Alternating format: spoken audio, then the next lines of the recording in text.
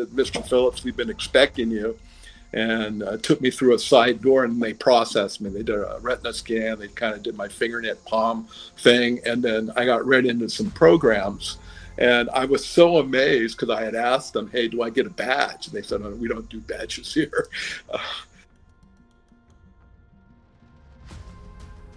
When the government's making a political point and they want to show a Russian fighter harassing one of our ISR aircraft, you get superb video.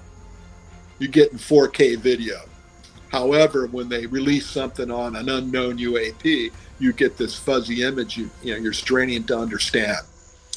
Often it's because a lot of the UAPs activities, incidents are captured by sensors that were optimized to do air-to-ground surveillance, not air-to-air. Well, the government is actually developing, this AARO was actually developing a way for the public to report UAP incidents and upload metadata to help us in our understanding and help build a heat map so we could maybe work against that DoD bias that we have and the current heat map that's on the website.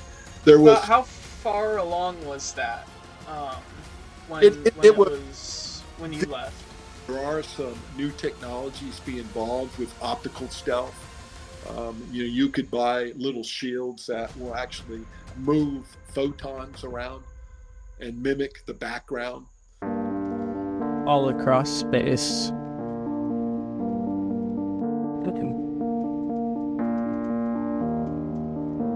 All across time. Mysteries that we can't understand. Dude, this is a fucking drone, bro. There's a whole fleet of them. Look on the ASA. My gosh. Hey everybody, excellent guest for you today. We have Tim Phillips, private citizen. He also was a very long time career in the senior executive service, civilian recipient of the one of the service awards from DNI, as well as several decades worth of government work, and a Marine Corps veteran. So without any further ado, welcome in, Tim. Hey, Ray, thanks for having me here today. It's a beautiful day. Absolutely. I hope it's the same out there. Yeah, it's a little bit of thunder a little bit ago, but I mean, you kind of learn to enjoy that. We have a hint of fall. The high yesterday was about 75. It was just beautiful. I'll trade you. It's like 88 today. That's going to be pretty nice. Matter of fact, I'm going to put the top down on the car when I go out to dinner tonight. So take advantage of it. Awesome. What car do you drive? It's I survived the war car. So when I was a Marine officer, you would get combat pay, not a lot of, on active duty, but later on when I deployed as an intelligence officer, there was quite a bit of money as you would get for what they call site differential and hazardous duty pay. And I would just bank it. And then when I would come back, I would splurge on normally a used Porsche. So I'm on my third Porsche now from my various combat tours I did as an intel officer.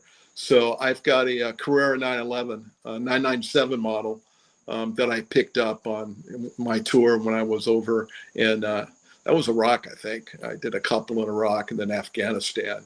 So that's what I drive right now is a third car. It's just a toy I play with.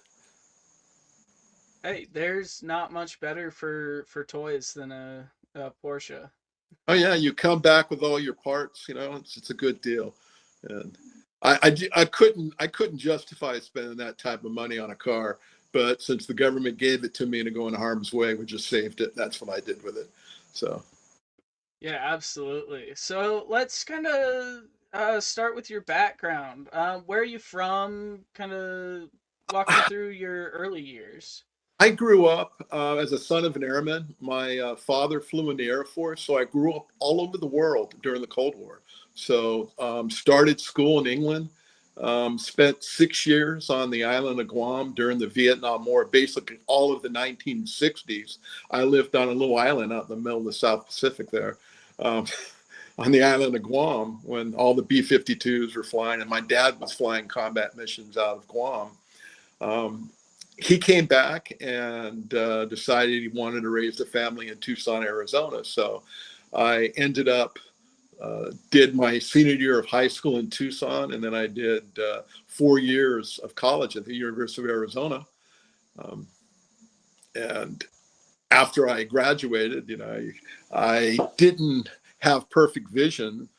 Back then, you had to have 20/20 vision to fly, and my dad's in the Air Force basically told me if you can't fly, don't join the Air Force. And I met a Marine officer, selection officer, Marine recruiter in a bar after we won a football game, and he kind of challenged my manhood and told me about this place called Quantico, and the platoon leaders course. So two other friends of ours that I used to do intramural boxing with, we thought it'd be a great thing to do for the summer. And they had this thing. Remember the officer and the gentleman drop on request, that DOR thing? We could go down for a month. We didn't like it. We could say it's not for us. And I went down to Quantico. It's the hardest thing I ever did in my life.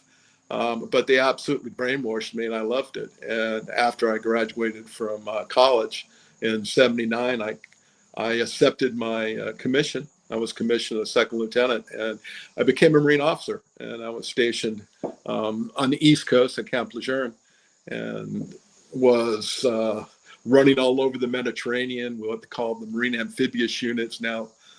So I served in Beirut, and I actually got out of Beirut before what they call the barracks was bombed. But I lost my roommate.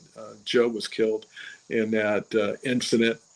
And once you served in harm's way with the unit, it kind of becomes part of your DNA. And ended up staying in the Marine Corps and served on the East Coast. I served in California. I was with the tank unit, 1st Tank Battalion, 7th Marines. Was with the 3rd Marine Division in Okinawa. Got to serve all over the Pacific. Was part of the Gulf War as a company commander. Served at headquarters Marine Corps. Went to a bunch of schools. Absolutely loved it. After 20 years, and I wanted to do something else. I had pursued a business degree and wanted to have an online vintage, Mercedes-Benz, BMW parts company is what I was thinking about doing when it was early on in the internet, when we still had dial-up modems. And 9/11 happened, and I was working for the Defense Information System Agency, and I was in an organization called Warfighter Support. And when the war started, the Air Force 06 we worked for, the colonel, he left, and the Air Force decided not to fill that billet. So they converted it to a civil service position, a GS-15, equivalent of a colonel. And I was harassed until I applied for the job and ended up being selected. So I went from being a Marine lieutenant colonel on a Friday, and I became a GS-15 civil servant in the Warfighter Support Division on the following Monday. And they had changed a lot of the rules going from the military, if a retired military, into civil service because of the war and the attacks of 9/11. So I ended up, going into what at the time was the Defense Information System Agency, and the part I was in ended up becoming part of the National Security Agency when they moved to Fort Meade. So I ended up. Okay. So what exactly was the Defense Information Systems Agency? A lot of people haven't heard of that. Okay, never heard of that. For the Department of Defense. So they provide telecommunications, the infrastructure, the means on how they communicate around the world. So Okay, so kind of satellite controllers, they things like that. they don't actually control the satellites. There's other agencies that do that. They're the ones that provide the services, the 0 and 1s, the dial tone when you pick up. Is Okay. what. So I was in the Marine Corps. If in the military, you take an ASVAB test, and it kind of says, hey, you've got an aptitude for this type of job. And I had I think it was an EL score was high, and they decided I was going to be a communication electronics officer. So that's how I started off my career as a commo in the Marine Corps. Learning all about radios and how to fix radars and things like that. So that's what I did. And that's kind of how I got into the intelligence community, is basically recovering foreign material. So often when you're on a battlefield and you see something new, you want to capture it, you want to examine it, and see if there's been new materials that your adversary is using, or new manufacturing capabilities that you may not have understood. So that's how I kind of got into the business of recovering a foreign property. So I did that.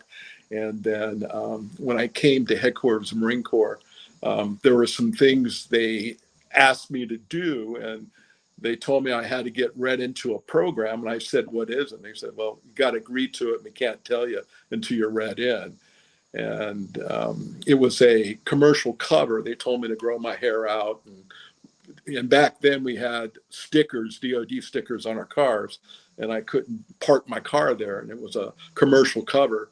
And I went in, and normally in the community, we all have badges with our name, and our access.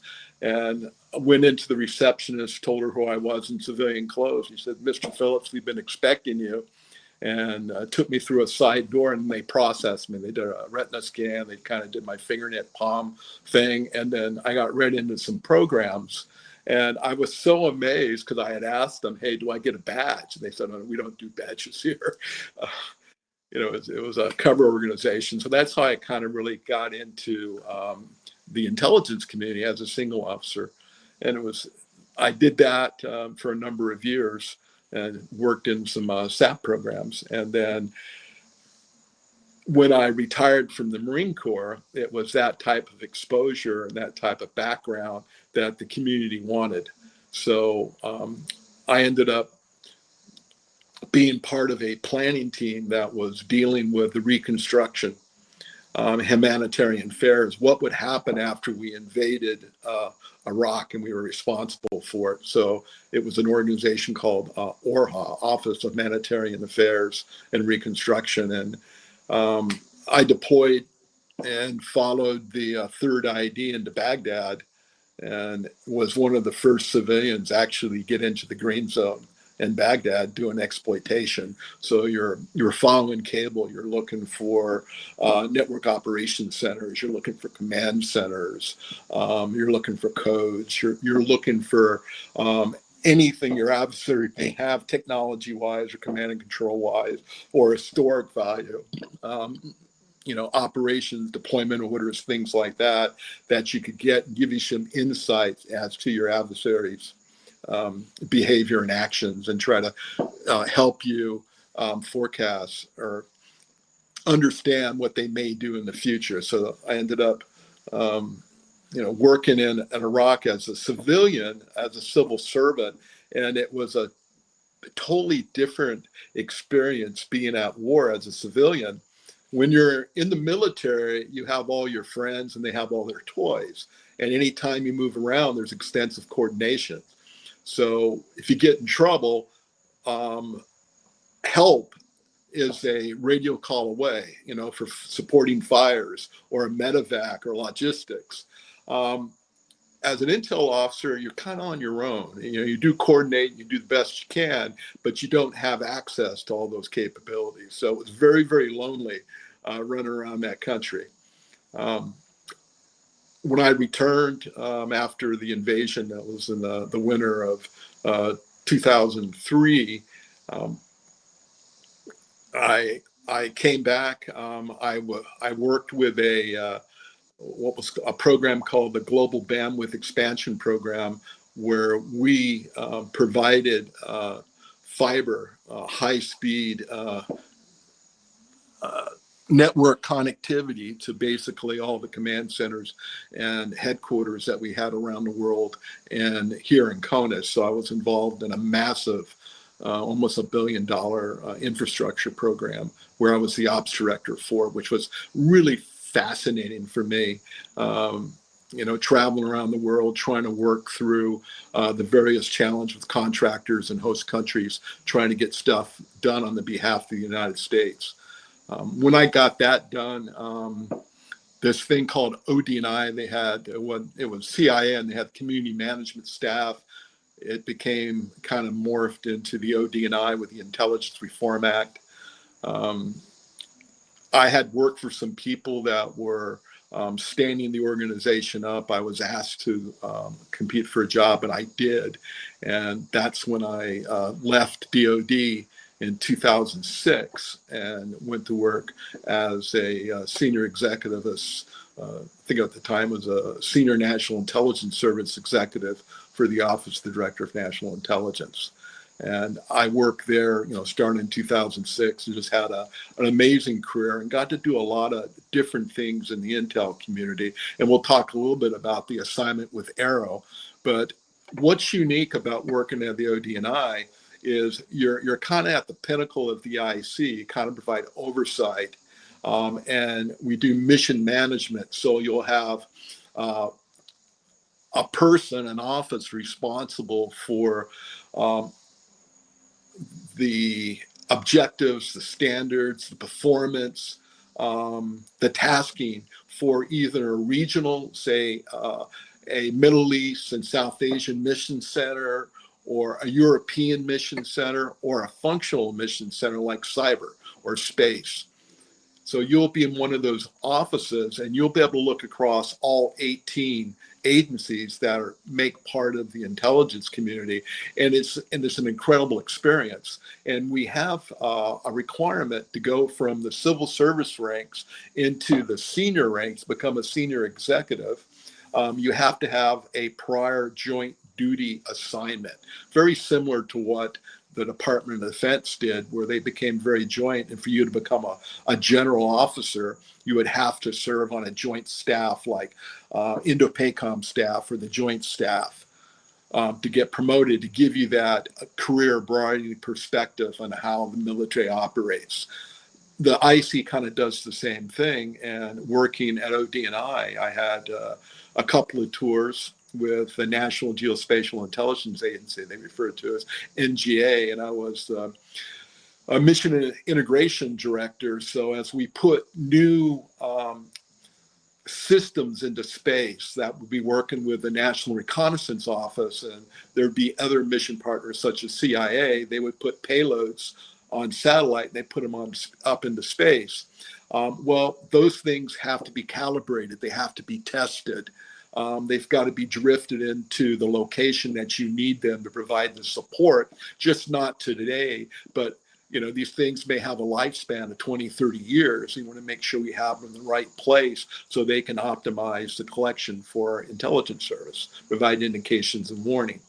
So I got to do that. We did a lot of the operational testing as the things got into space, and then we developed a lot of the algorithms, the computer programs that we would give directions to these sensors in space, and then the exploitation of the 0 and 1s when we got that data. And that data was geospatial. So it was electric optical, so things that you can see with the naked eye, infrared. There's some radar imaging. There's different ways to be able to see through smoke, see at night, try to take up very, very faint signatures so you can kind of understand what your adversaries are doing.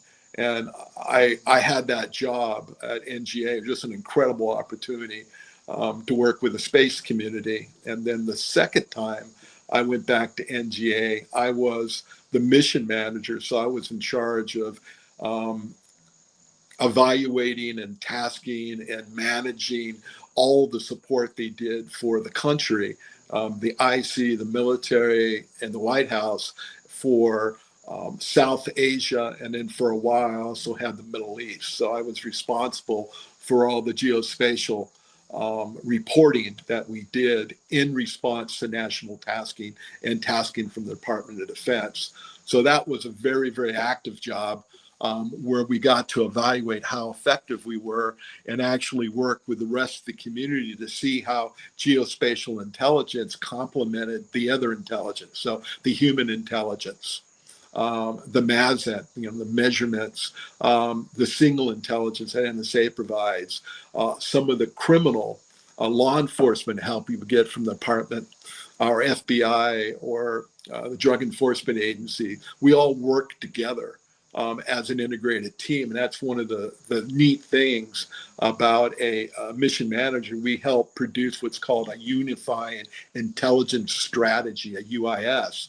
So it's kind of a plan. It's a document that measures how effective we are in satisfying the requirements of our national command authorities and the departments that you've served. So we have to help the IC understand. We also have to support military planning, their campaign plans, their contingency operations. We support that.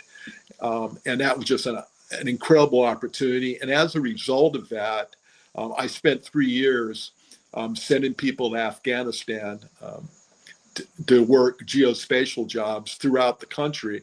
And I thought, it's my turn to go. So I was part of a interagency working group that was evaluating Taliban compliance with the Doha Agreement. So that was agreement that the Trump administration started with the Taliban trying to bring a conclusion to the war. So I was part of the team, interagency team, working with State Department, the intelligence community, the White House, DOD, trying to evaluate their compliance with that agreement.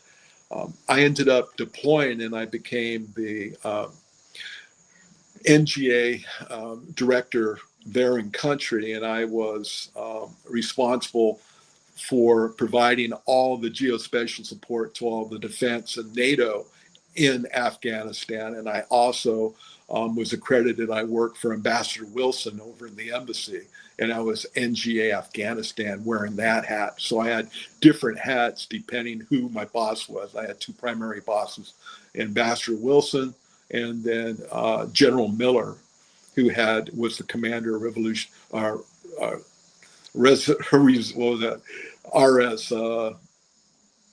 I forgot the name of what it's called for, resolution. Yeah, Yeah, that sounds about right. It was RS, and so I wore the two, and I was there at the end when it collapsed. So I helped do the drawdown. Ended up destroying an embassy. I've never done that before. Got thrown on a plane with a bunch of people getting evacuated out of Bagram. It was just an absolute disaster at the end. But I lived through that. When I came back, there is an office in the ODNI. It's the military advisor to the DNI. And I ended up becoming the military advisor or the intel advisor to the director's military advisor, DAMA. And that's where I was working for Lieutenant General Cruz when he walked into my office, and I think it was fall of 23, and shut the door and sat down. I knew this was unusual. And then he talked to me about this thing called AARO, the All Domain Anomaly Resolution Office, and asked me to serve there and apply for the job. And I went through the vetting, was selected, a lot of different interviews. And then I ended up interviewing with Dr. Kilpatrick, Sean, and ended up becoming the deputy over at AARO. So the way AARO was set up, it was established in law, and I think it was in the Defense Authorization Act of 2022. And they would have a director who'd be a credentialed scientist, come from the Department of Defense, and then the deputy would come from the intelligence community, being selected by the DNI. So that's so we'd have an intel, and then we'd have Title 10. We'd have a scientist from the Department of Defense.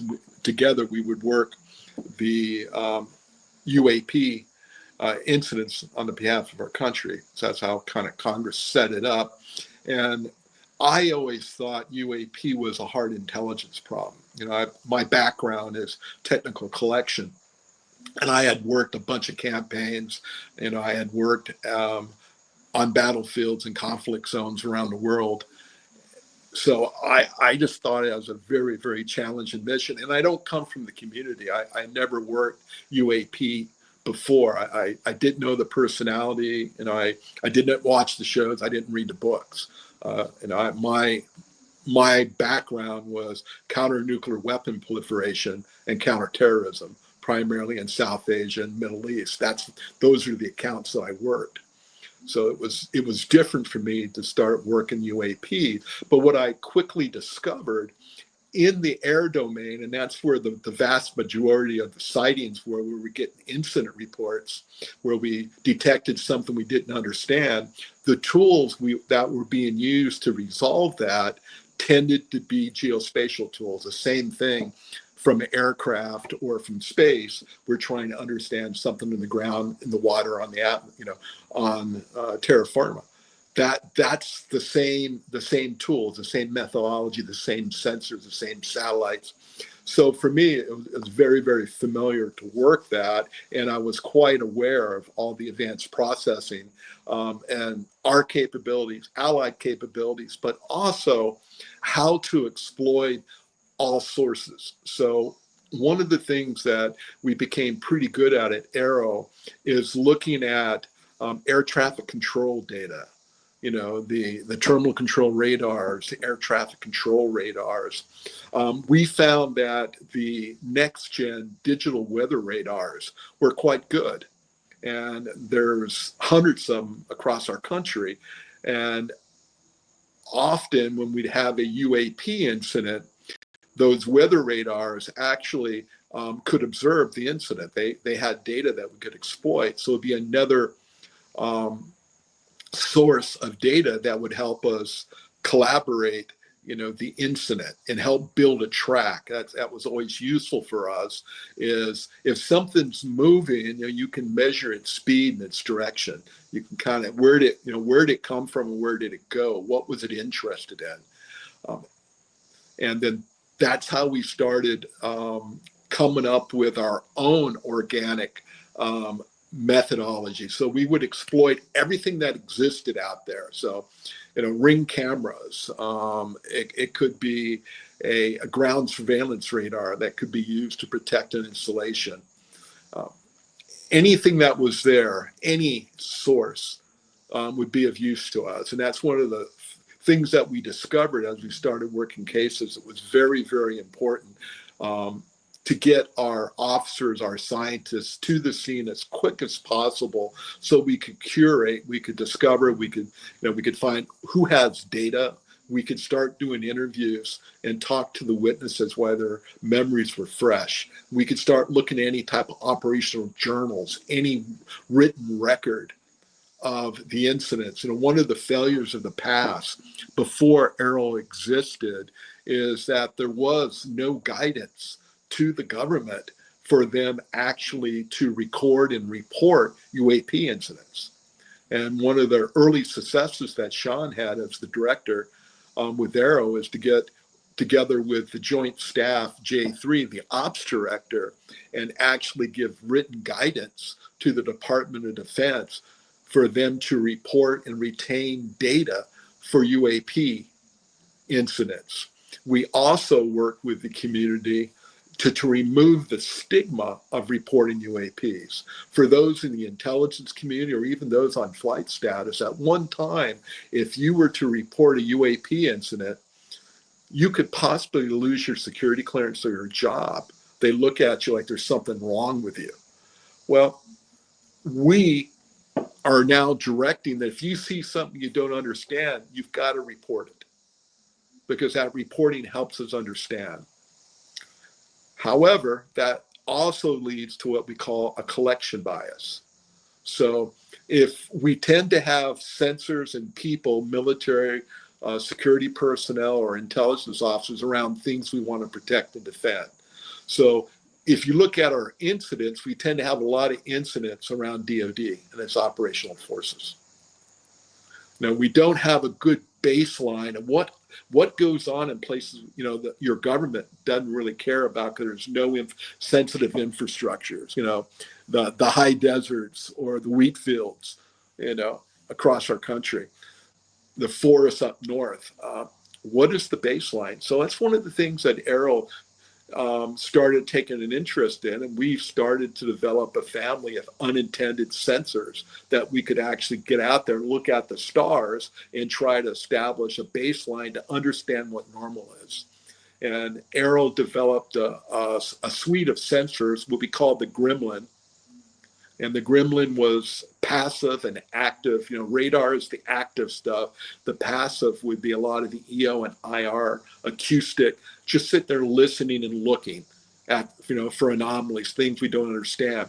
We would attempt to resolve detections at the edge. So you didn't want to spend, you know, you don't want to spend a lot of time moving zeros and one and paying for bandwidth if you're picking up birds and bats and airplanes. What we want to is identify the anomalies, the things that we can't correlate with something known. You know, its performance doesn't correspond with something we know. You know, it tends to defy physics.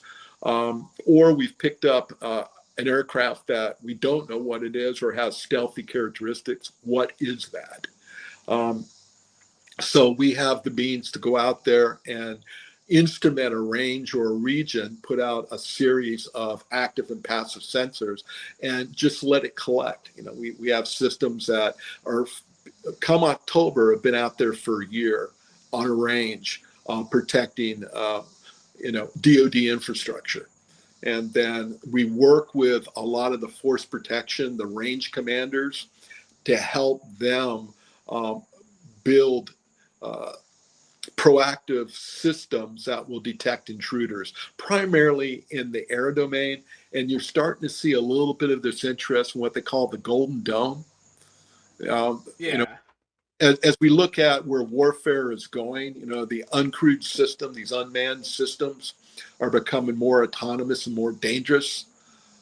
That's the future of warfare. If you look at what's going on between Ukraine and Russia, or, you know, some of the effects they had against Iran, some amazing stuff out there. Well, for many, you know, for 250 years, our country was protected, and for the most of that, we had friendly neighbors, and we had very, very large oceans, and we didn't have to spend a lot protecting infrastructure here. We would have fence lines, and we would do force protection primarily against the ground force or intruders. Well, now we got to look up, and as you can see, you know, the what they call drones, or we call, you know, unmanned aerial systems, are everywhere, and we need to understand who's operating them. And when they're operating in restricted airspace, you have the ability to defend yourself.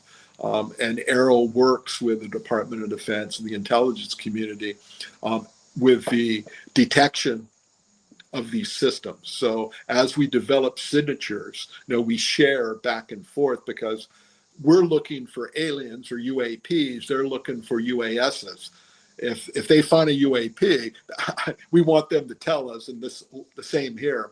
We pick up a UAS. We want to be able to give them track information so they can deal with it. You know, AARO is not Absolutely. UAP police, but that's what AARO does. AARO works with Department of Homeland Security.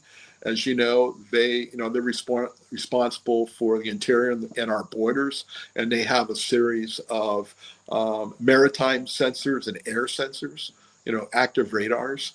We work with them. We use their data. Sometimes in the field, we use their officers for law enforcement. AARO is not a law enforcement organization. You know, we are a research and a Title X organization who works very, very closely with the IC. So in operation, AARO, you know, to get away from, you know, we comply with all the federal laws, and we work with our federal partners, you know, to help them and help ourselves understand, you know, a UAP. And that could be a UAP in space, it could be in the air domain, or it could be in the maritime domain. AARO's had good success in the domain. We have an intelligence, actually developed, I would say, new tradecraft. I used to refer to it as the AARO, the Air Domain UAP Center of Excellence out there at Dayton, Ohio. where you would have the Air Intelligence Center, the National Air and Space Intelligence Center. And we had a team of scientists and civil servants that were experts and resolving UAP cases. So they would look at the data, they would source other data, they would torch it with science until we could come to some type of conclusion we could agree with.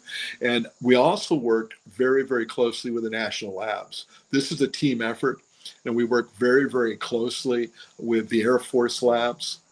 We worked very closely with the Navy. We worked, one of our primary partners was working with the Department of Energy, out at Oak Ridge and Sandia, Livermore, using their expertise to kind of understand this new phenomenon.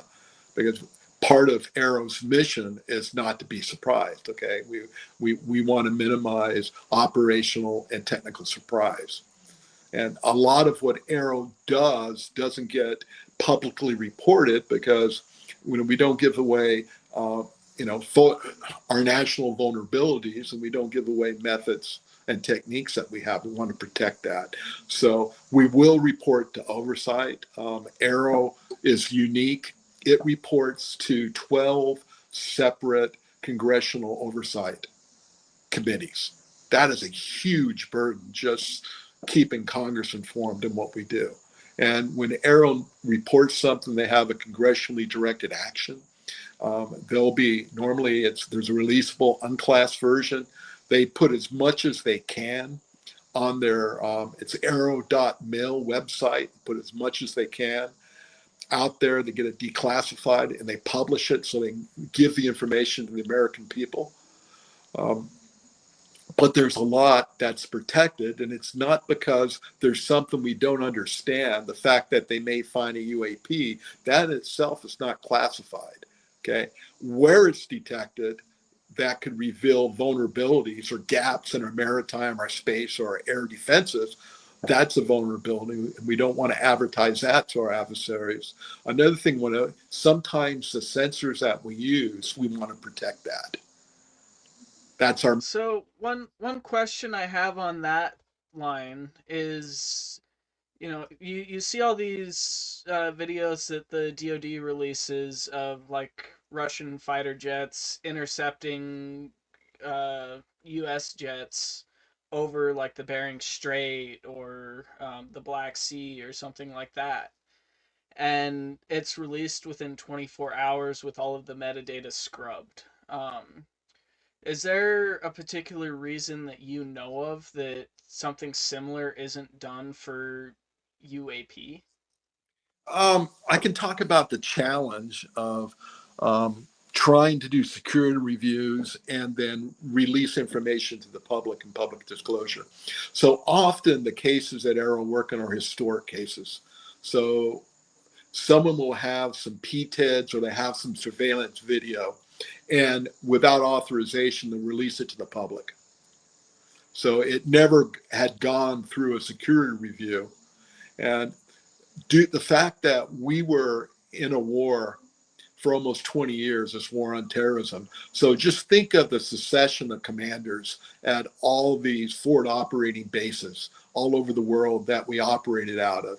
So we have someone released a picture of an orb floating by a sensor.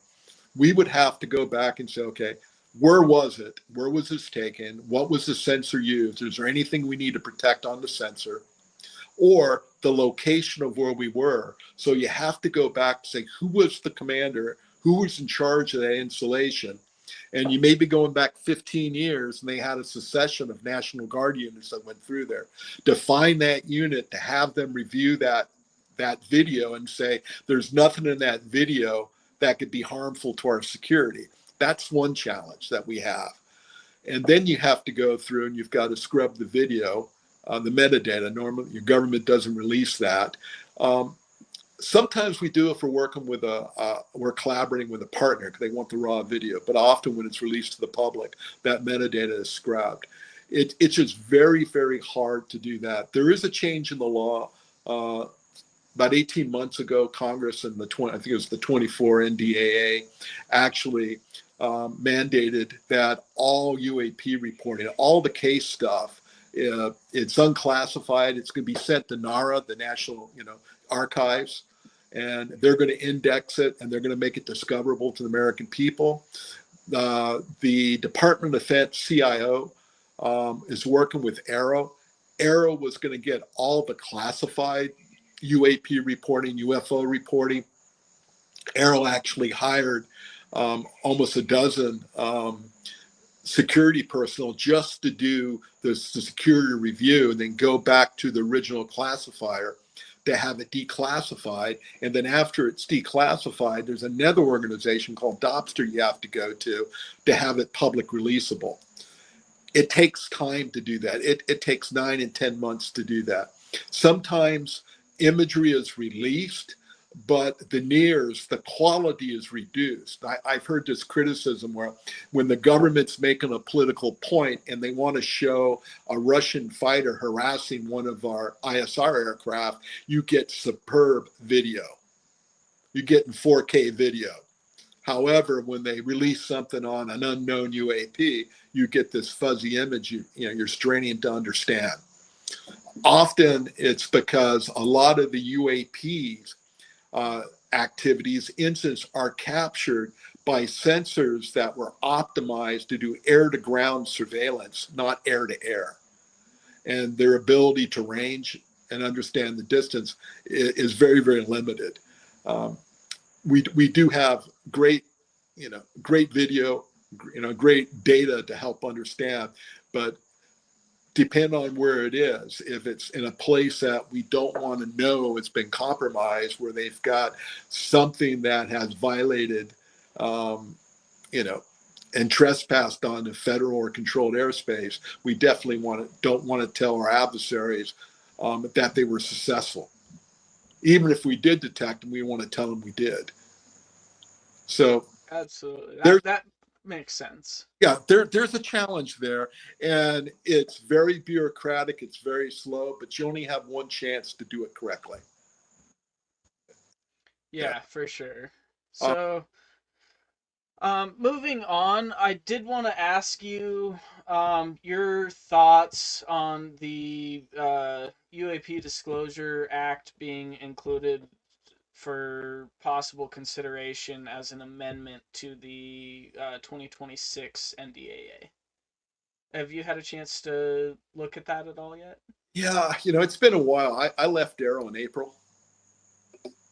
So we did comment. One of the concerns we had with different variants, and I'm not sure the one that was being considered, I haven't read it, I don't have a need to.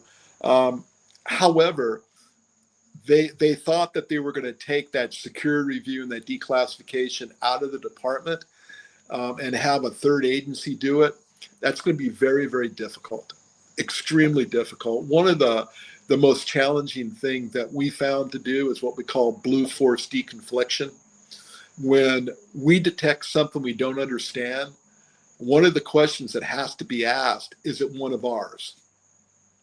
And then you go out into the community and you say, hey, was somebody operating in this airspace or in this maritime range or is up in space at this time and place? And you have to be very, very specific on where and when, or you may not get a good result.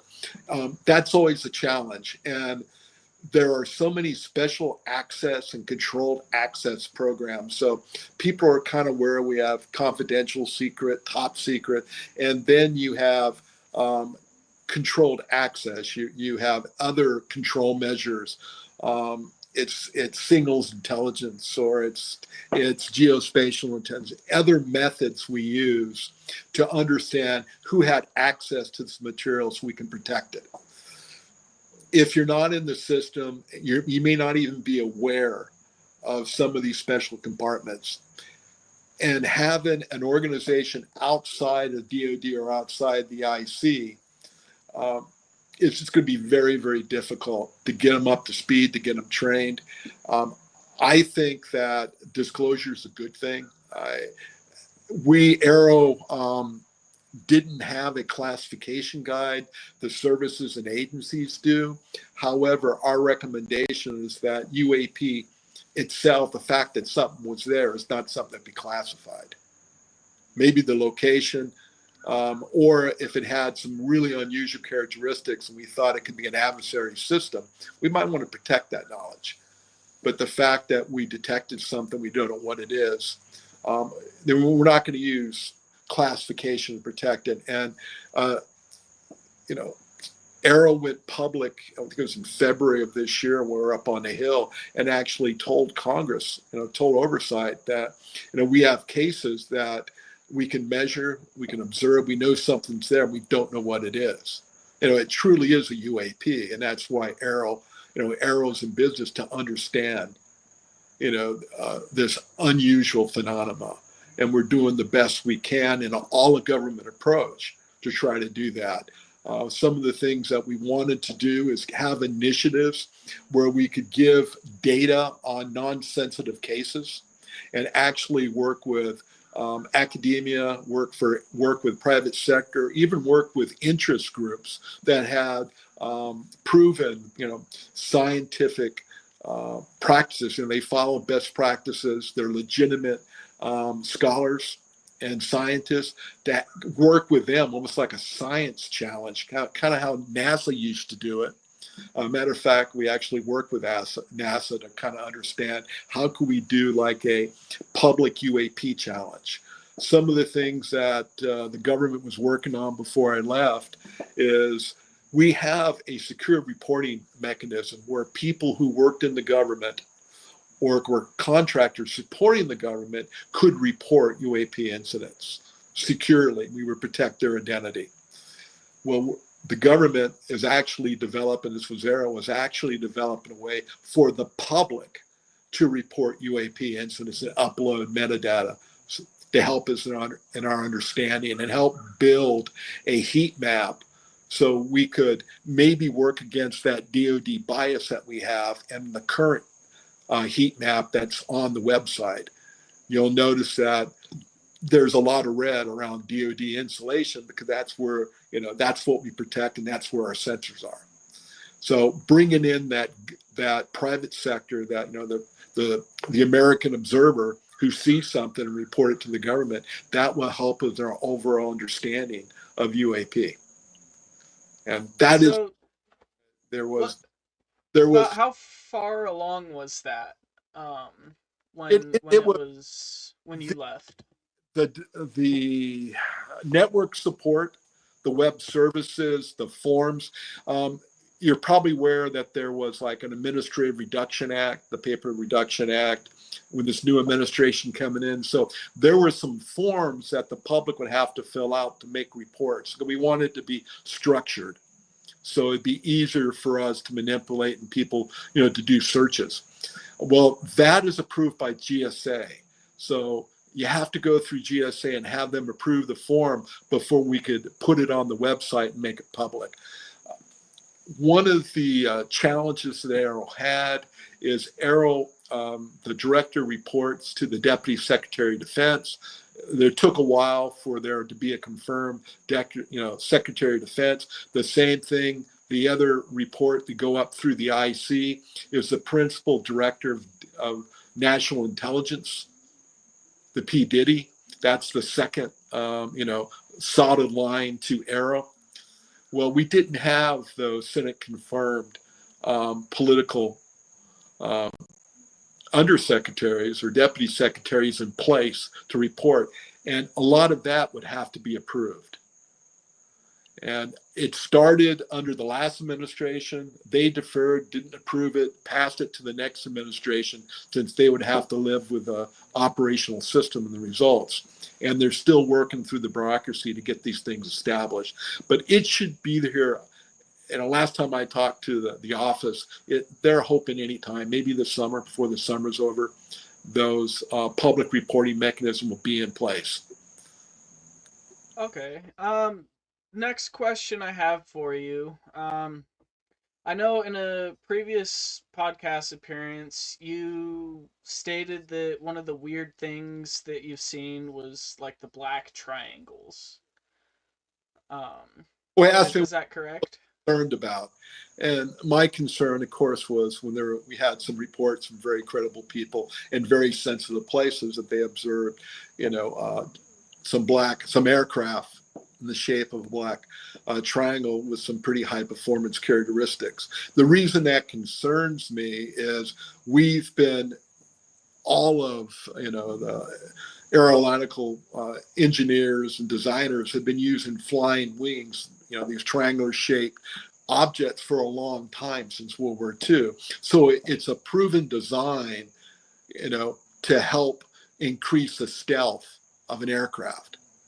So when you see something like that, it has a pedigree.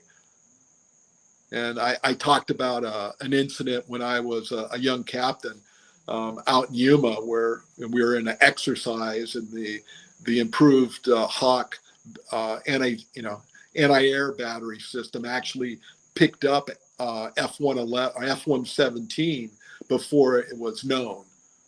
They're not invisible, and actually picked it up. So we know that there are operational designs that look like black triangles. And when you see something that can't be explained and is described to as a flying triangle, that's a concern to me, because I know adversaries have capabilities like that. And that's something that we want to protect against. And Okay. in the UAP world, there's been reports of black triangles for 80 years now. Yeah, some of the most fascinating cases to me occurred in the 80s during what was known as the Belgian wave. Have you heard much about that? Know a little bit about it. I I was aware of that, but I'll also relate to a visit I made to the UK, because they did an historical report like we did 15 years before Congress directed AARO to do that historical report. They found that the vast majority, about 90% of the UAP incidents that were being reported in the 1980s, were actually their citizens detecting US stealth aircraft before they were made public.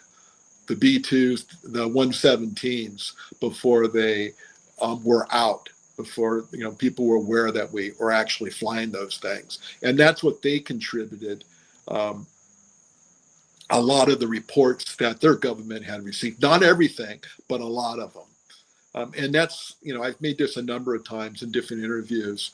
When we talk to witnesses, we find that their descriptions are accurate. Their assessments could be wrong, but they faithfully tell us what they saw. And often when we go back to test directors, we look at archived video and we look at what they saw. Now we understand why they described it that way. It looked like some alien spaceship. Well, if you grow up looking at, scientific movie and, Star Wars, I can see how they could jump to that conclusion. But often that's not what it was. In some cases, we don't know what it was. In many cases, we do know the system that was being developed at that location, where that service member or contractor or scientist actually reported they saw something unusual. And that was an actual task and a request from Congress, where they were looking for evidence of the US government being involved in reverse engineering of alien technologies. So they put a data call and actually had a way for American contractors and military personnel to report those things. And quite often, when they came to us, they reported very, very strange things that made sense to us when we actually witnessed the video ourselves. We understood why they described something that way. I think in one of the videos, it looked like a Klingon death ship. And when I looked at the wing structure and this aircraft, that's how it looked at to me, based off some of the movies I had seen.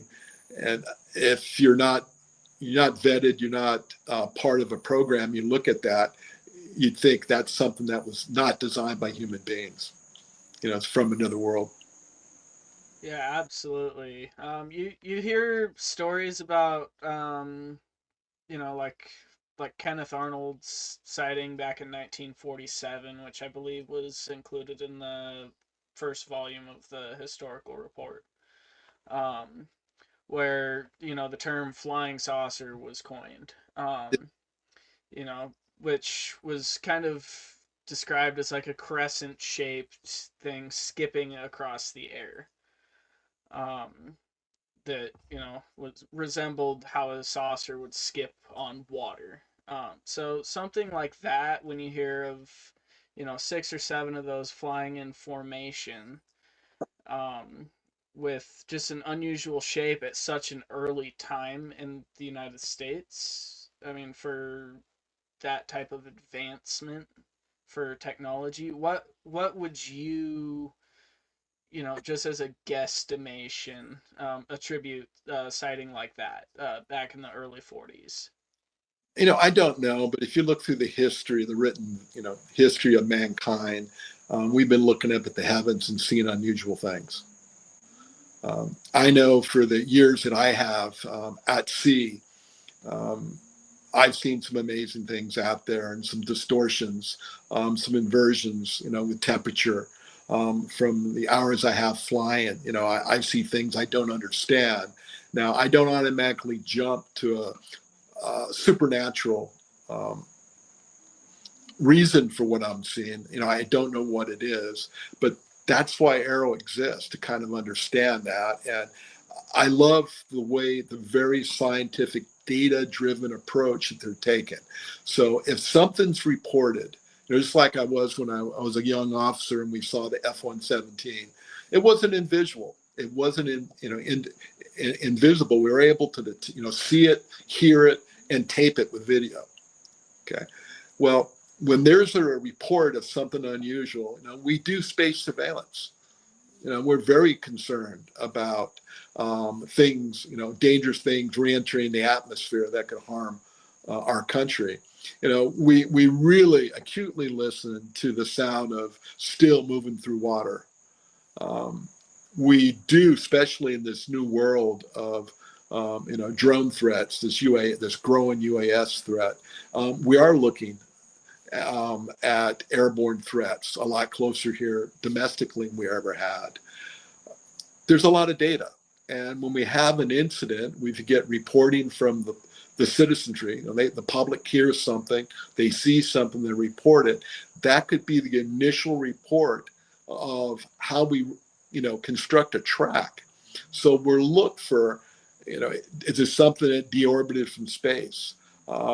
Is there any signal originating from that? One of the things that we can do is look at full motion video from space. If it's moving, it's a lot easier to detect. Now, there are some new technologies being involved with optical stealth. You could buy little shields that will actually move photons around and mimic the background. Almost, you look at squids and octopus, they do that. It's an animal that can mimic the background. We're learning more and more on how to do that. So we've really concentrated on radar stealth, but we're now actually moving into optical stealth. And there's things we've done to minimize the acoustics, the sound of things. What we're going to do is we're going to use all available data. We have an incident, report it off, even a past incident. Now we've got the computing power, we've got the storage power, where we could go back. We actually archive. The FAA archives all that air traffic control radar. We do that. That weather radar we can archive. Just the way often when you have a crime, that horrific murder that happened up in Idaho, where that guy murdered those kids,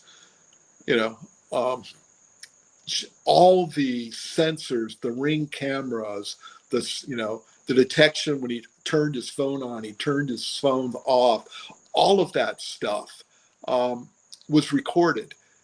Those type of investigatory techniques are being incorporated into how we do our business. One of the things that they were actually interested in as we start digitizing UAP data, make it unclassified, make it discoverable. When we have an incident, especially an historical incident, we can go back and start understanding patterns, and we can correlate different things and maybe start building tracks so we can have understanding. We're going to work this. I still think there's going to be mystery.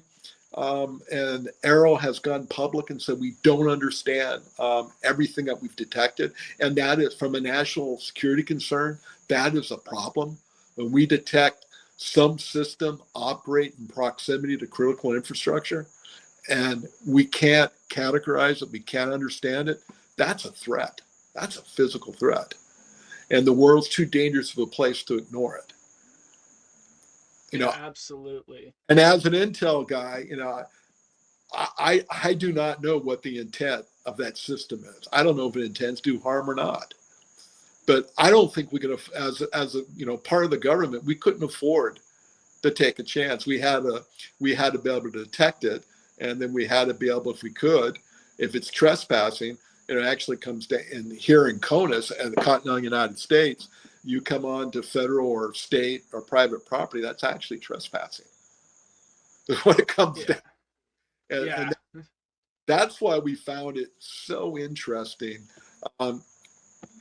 We had to actually work with the FBI in a few cases because we had to physically process a UAP incident.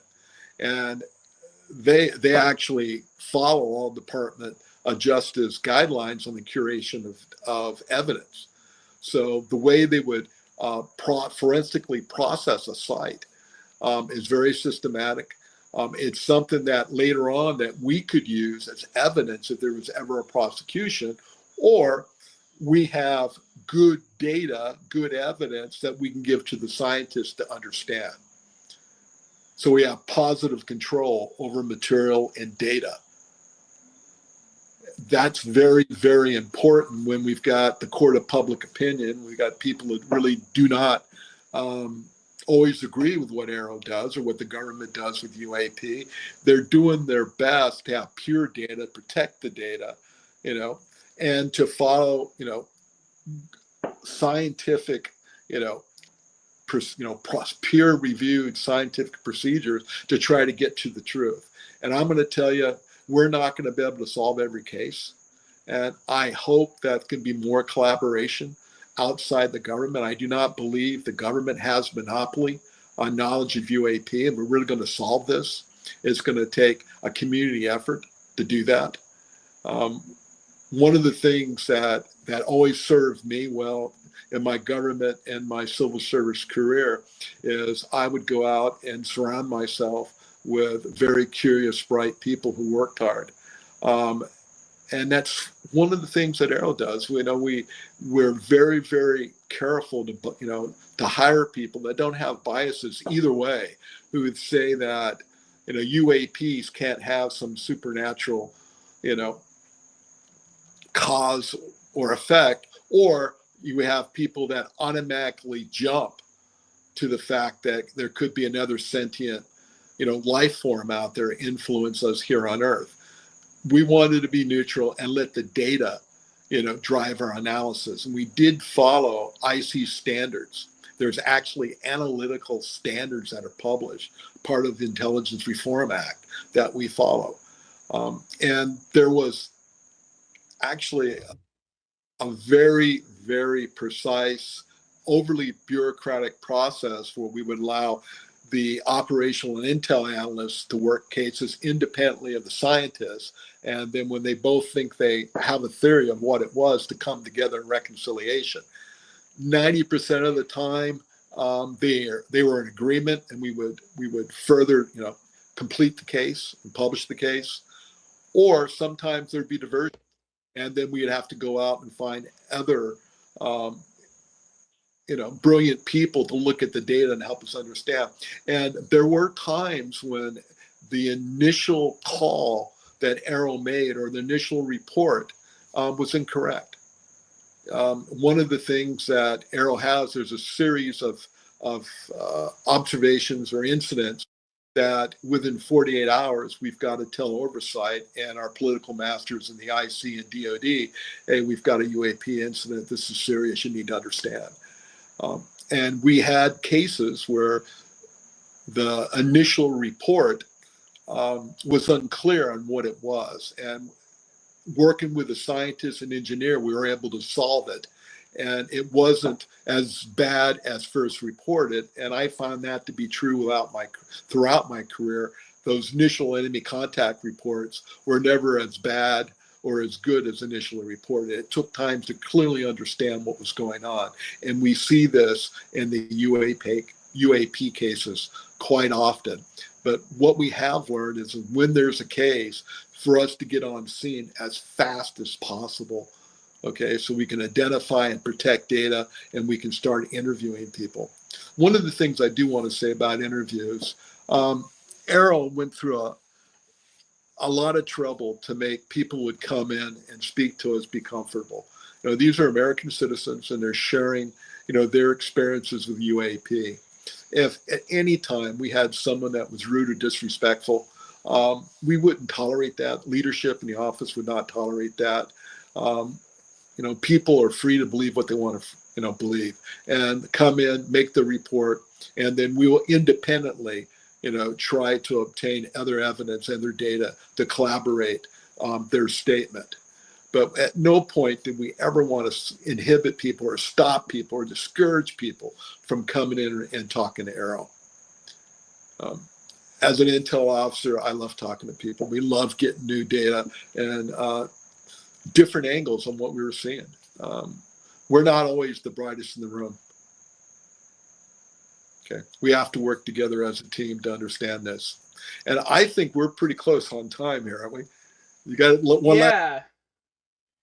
Yeah. Let's. I just want to do like about 4 just rapid fire, just quick answer questions for you. Do my best. All right. If you had to choose the most compelling UAP case of all time for making the case for a UAP, which one would you choose?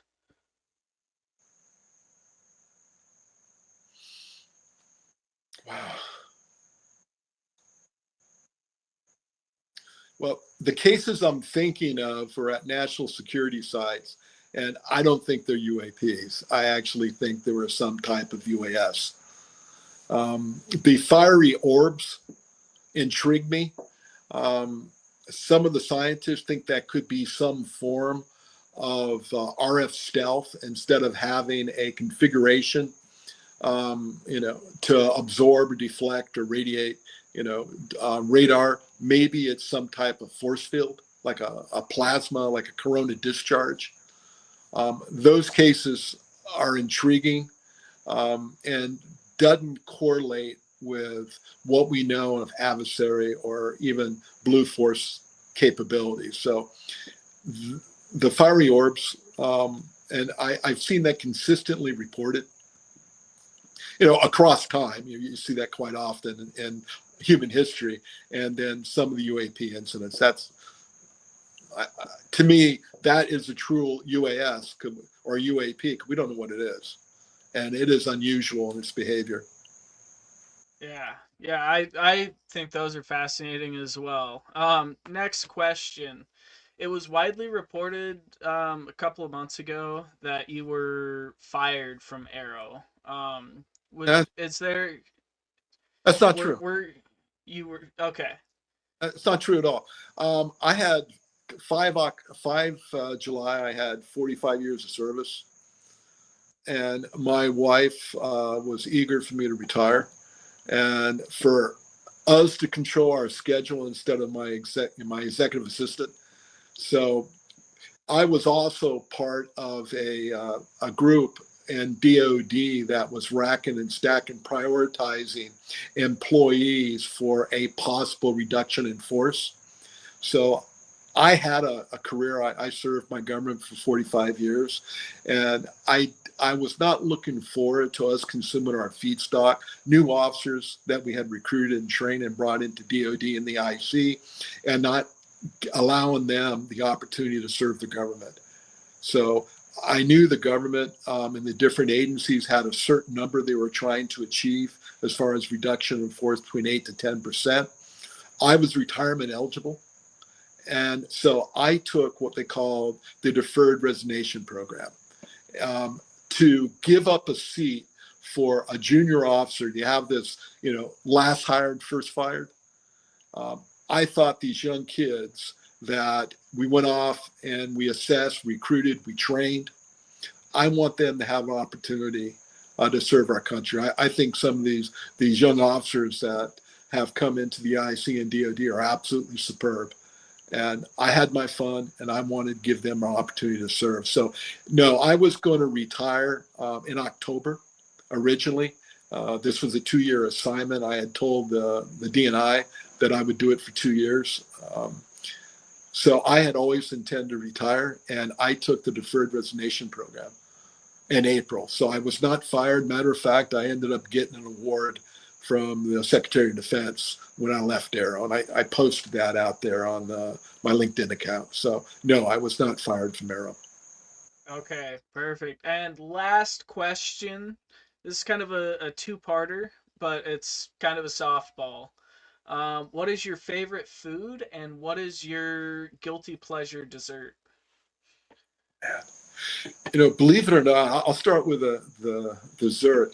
I love that soft serve ice cream you get from Dairy Queen. My wife, Blizzards. it's not ice cream, but whatever it is, I like it. And I remember when I was fighting the Gulf War. After the war, we were busy, interrogating prisoners and examining captive material. But we actually found a Saudi Arabian DQ. They had, so they came over, and I love their ice cream. So that's what I love. Mexican food. Living out in that snow in Arizona, from Tucson, Arizona, all types of Mexican food with cold beer to wash it down. That's two things I love. Amen. Amen. All right. Well, I think that's all we have time for today. So I'm just gonna have you stick around for a minute or two while everything finishes loading. But I just wanted to say thank you again, Tim, for joining me today.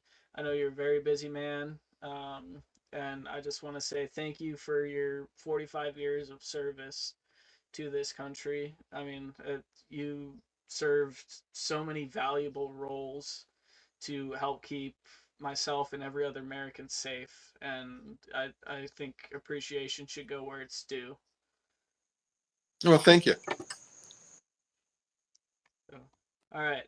Hopefully, if you're willing, I'd like to have you on again at some point to kind Sure. of discuss more UAP stuff, or Sure. maybe go into a little bit more detail on your IC history.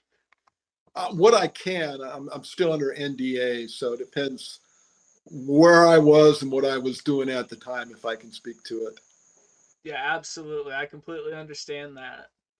But once again, thank you, Tim. Hey, thank you so much.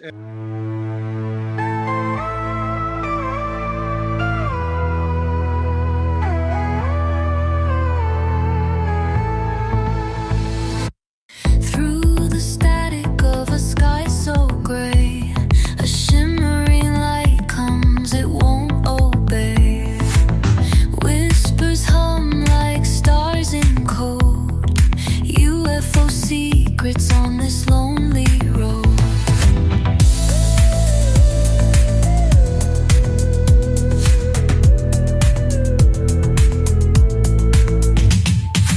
Street lights flicker, shadows creep. The air is humming, too loud to sleep. Time bends slow, horizons fold. What's out there can't be controlled.